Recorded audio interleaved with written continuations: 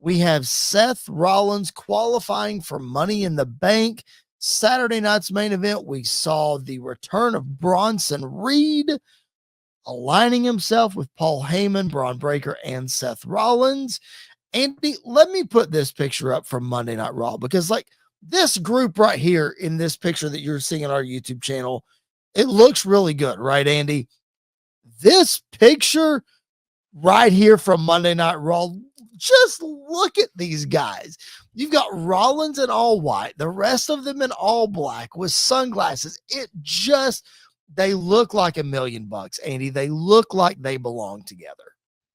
They do. They look the part, and they are believable in everything that they are doing.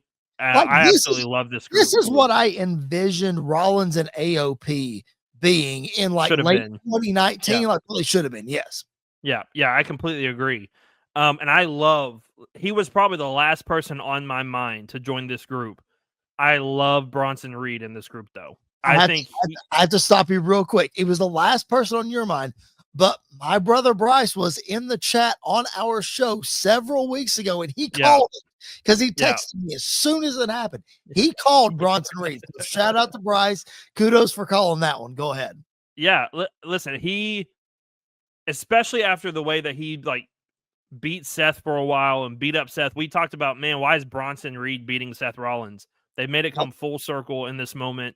And he's one of those guys that you align him with a Seth Rollins, he's able to do something. You put him with a Paul Heyman, though. Yeah. And like both these guys' careers are just going straight up from here. Obviously, Bron Breakker is going to be a world champion at some point down the line. I think the same could be true with Bronson Reed being a part of this group. And I think they look the part together. They are fantastic together. They are scary individuals.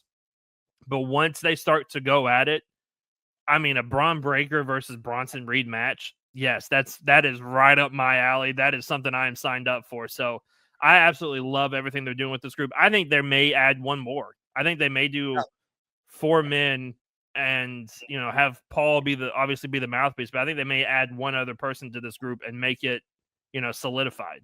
Okay, I'm putting you on the spot. Who is it? I got to put you on the spot. There are like 3 names that came to mind. Okay. And they all 3 kind of fit that same mold. Okay. I think it's either Ethan Page. Mm-hmm. It could be Ricky Starks.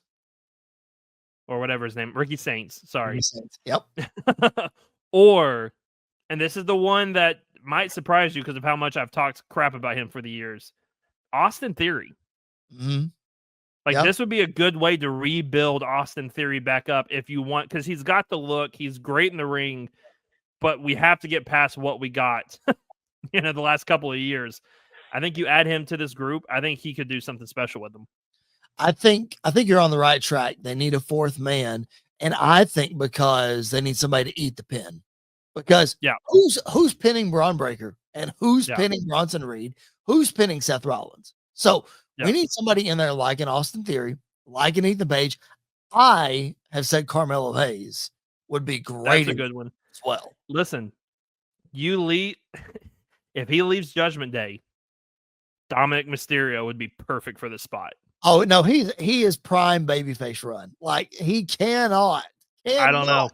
Finn Balor wouldn't be bad in this group, but I think Finn needs to be more of a leader, and he doesn't need to be the one eating pins. So you kind of fall into that trap again. Yeah, for sure. Like we all speculated that we thought this spot would go to the Randy Orton of the Evolution 2.0 or whatever. Turns out Bron Breakker might be the Randy Orton, and we just recruited the Batista of the group. You talk about Bron Breakker and Bronson Reed going at each other. Dude, I can't wait for them to be a tag team. Like, let's just go squash the New Day right now. Let's go. For real. Yes. Like that's right up on my list, dude. The first thing I saw, like the first thing I noticed when they were in the ring together, I was like, man, they look the part of a tag team. Don't they? And you put Paul Heyman with them. Oh, it's gorgeous. It's perfect. Yeah, they absolutely do. Again, not who I would have picked for this group, but I mean, I think it's perfect. As far as the match goes, of course, Rollins and Breakker beat CM Punk and Sami Zayn. A really good match, I thought, but a lot of people online, Andy, and we don't have to dive into this because at the end of the day, we all know that Saturday night's main event is a television show. Doesn't matter if it's streaming on Peacock or not. It's a television show mainly suited for NBC. There's going to be commercial breaks. It is what it is. It is what it is. Yeah. I felt like this match is the one though that the commercials killed the most. Like I didn't feel like this match got off the ground and got any kind of momentum that these four guys could have gotten. Yeah, I kind of feel the same way about the steel cage match too. Like Yes, I feel like once we got rolling with the steel cage match, we were at a commercial break, and then it felt like we had to pick back up the steam that we left off. I completely agree. I think the matches itself was fine. Like everything about it was what we wanted it to be. But yeah, the commercial break stuff, it is what it is. Like you can't get past it. I wish they would do picture in picture. I think that might help. That might have helped it some. But you know, it is what the match did what it needed to do, and that's all you can really ask of it. Yep, I completely agree. All right, as we wrap up Saturday night's main event, again, appreciate you guys being joined in live. Drop those comments, drop those questions. We would appreciate it. Like the video if you haven't already. It looks like a thumbs up right under the video. And then subscribe to the channel. Helps us so much.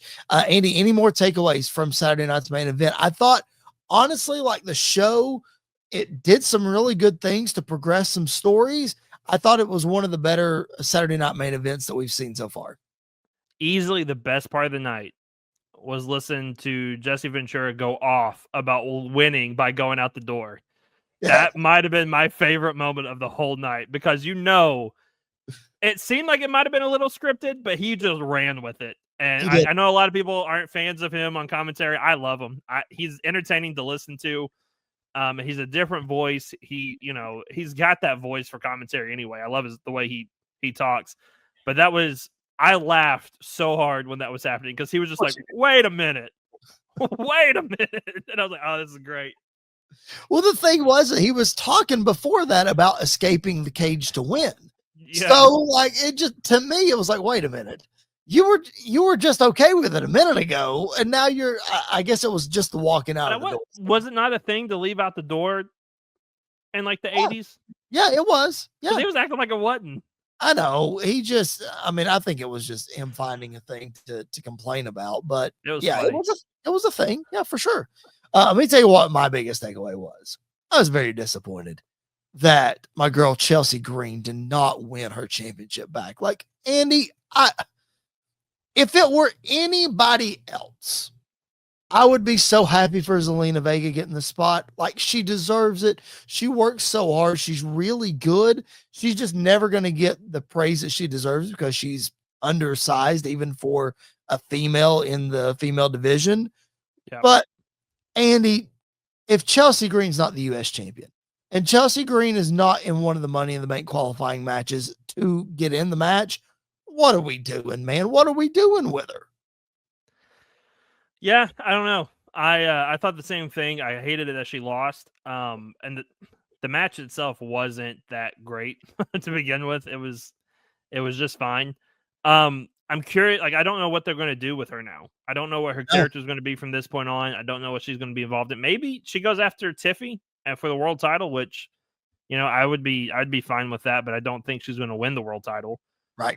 But I think that's an interesting way for them to go. But like you said, I'm glad Zelina is finally getting her moment in the sun and able to do the things that she's able to do because she is really good in the ring and has been for a long time. And just hasn't been appreciated. So now that she's getting the opportunity to show herself and to shine, I think we're going to really start to see her start to take off even more and maybe even enter the main event level once again.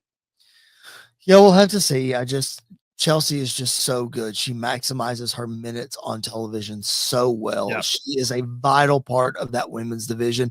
And you're right. Maybe she challenges Tiffany. Who knows? But we cannot just waste the gold that is Chelsea Green on screen.